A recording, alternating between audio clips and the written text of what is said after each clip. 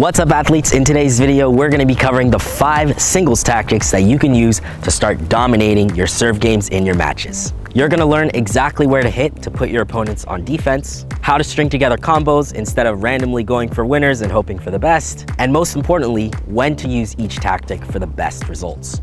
Now, on top of this video, go check out our 4 singles strategies because the tactics that we cover here are going to be based off the principles that we talk about in that video. So go check it out by clicking the link in the description below.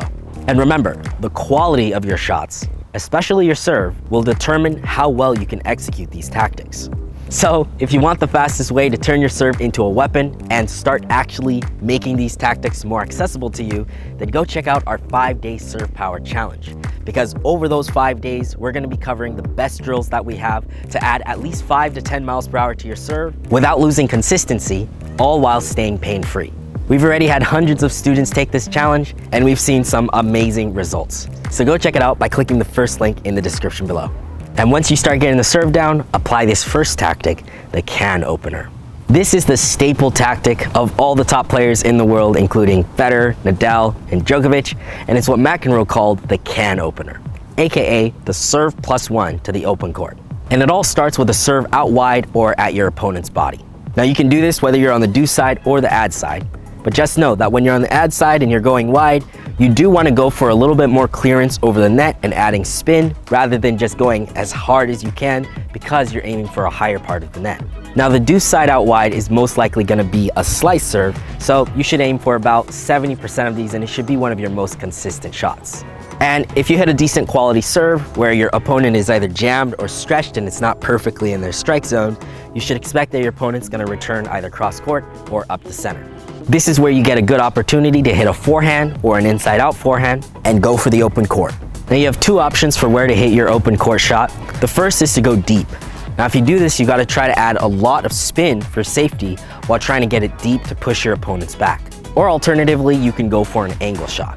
A lot of the time, this is even more effective because now your opponent doesn't just have to run side to side, but they have to move up as well.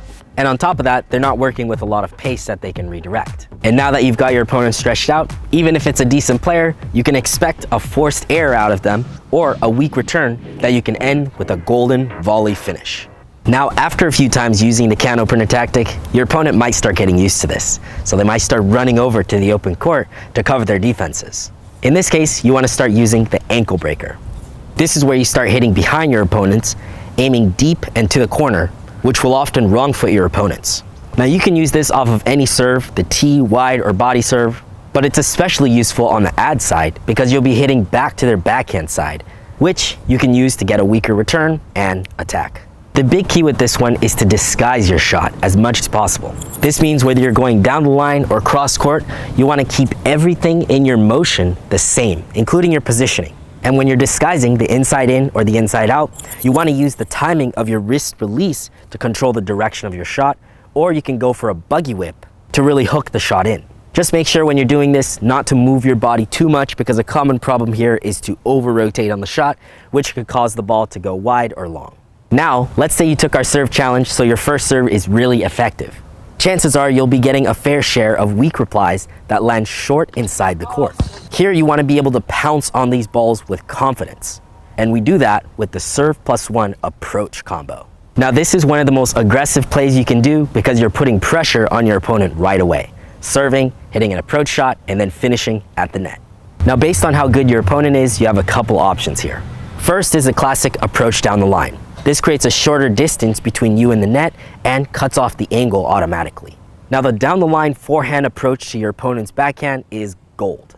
And on the backhand side, a low slice can be just as effective as well. Now as you start facing higher level players, you might have to switch up your strategy because the forehand passing shot has become one of the deadliest kryptonites to any net game player that we see today.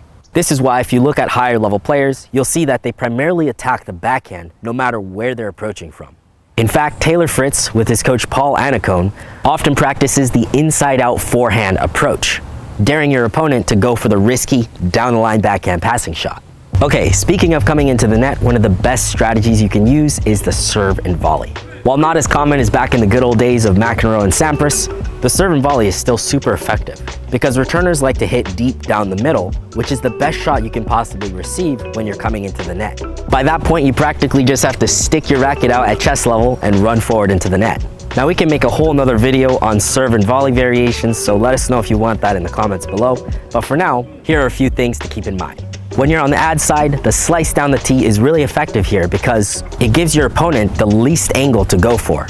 Now on the do side, a flat serve down the tee on a high pressure point is more like a Hail Mary. So here, try to go for more of a body serve and try to jam their backhand side. Generally speaking, you can use this tactic when you're ahead in the score where you can afford to risk the shot a little bit more. Or alternatively, when you've got nothing else to lose and you're really far behind, you can use it to switch up your strategy and kind of throw your opponent off. And finally, we've got tactic number 5, the deep redirect. Inevitably, good returners will get some high quality returns in play. They could be on that day, you might as well be playing Schwartzman, who knows. Usually, if your serve is good enough, again, they're going to be returning cross court or down the middle. But if they're able to get a line of sight on the ball and really load up on it, they can sometimes go for that down the line aggressive return. Now, if you find that players you should be beating are hitting shots like this, chances are you're not adding enough to your serve, which again, go check out the 5-day serve power challenge. But let's say you still find yourself in this situation. The biggest risk that you have as the server, especially after recovering from such a dynamic shot, is depth and pace control. Let's say your opponent has a chance to step in on the shot and rush you, or drive the return deep and push you back. A lot of times, this is going to force an error out of you, or at best, get you into a neutral rally situation. So, how are we going to combat this? We're going to use the deep redirect.